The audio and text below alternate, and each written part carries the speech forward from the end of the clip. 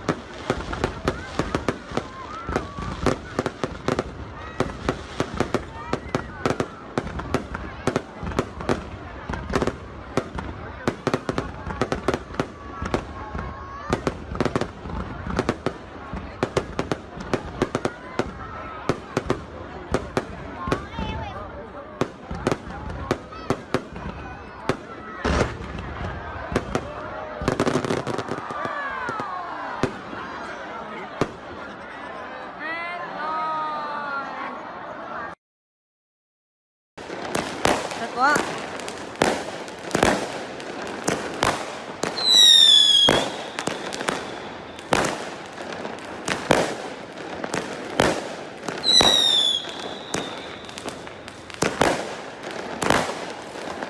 Quá chất luôn.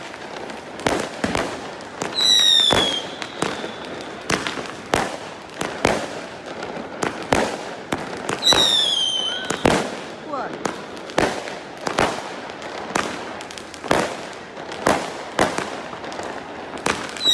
Ra đây đâu thật anh em ạ.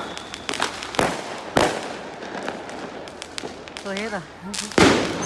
Rồi, bên kia đó nhỏ mìn thì sao rồi? Đây. Cá Trung Quốc đứng này mà tối không sao thấy. Kia pháo phun. Ở đây ta toàn chơi pháo phun nhiều anh em ơi. Pháo hoa trước chưa đến 12 giờ nó chưa bắn đâu.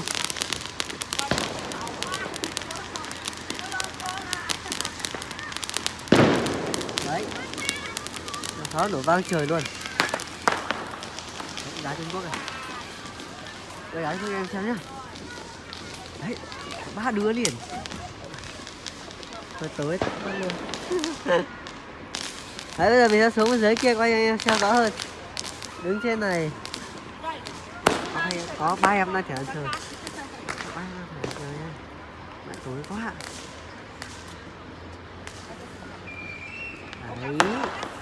Đấy. Đấy. Cái pháo mà. Quá chất.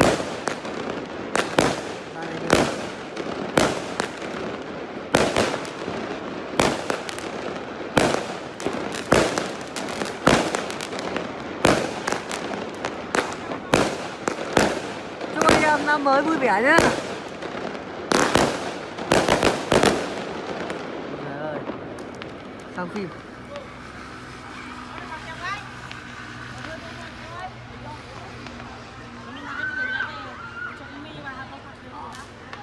Ui rồi, bé đang chơi bùi nhùi thép anh em ơi. Chắc tái, ui rồi nó đi tận đâu ấy. Mẹ. Ở đây bây giờ này đã bắn pháo khủng khiếp lắm anh em ạ. Đấy, mấy thanh niên đang chơi bùi nhùi thép này.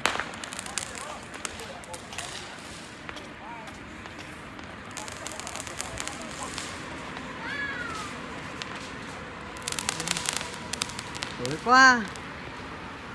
Chán thật. Chưa có tiền đầu tư máy quay ngon anh em ạ. Rồi. Mẹ.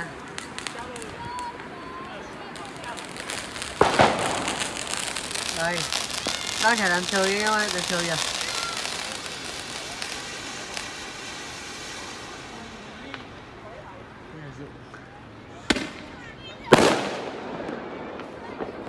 Phá quá gì đẹp đẹp thế. Đàn trời kìa.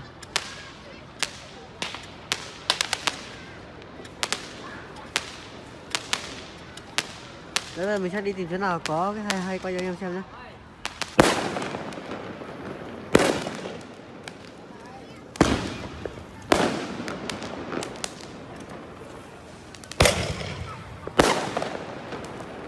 Quá chất.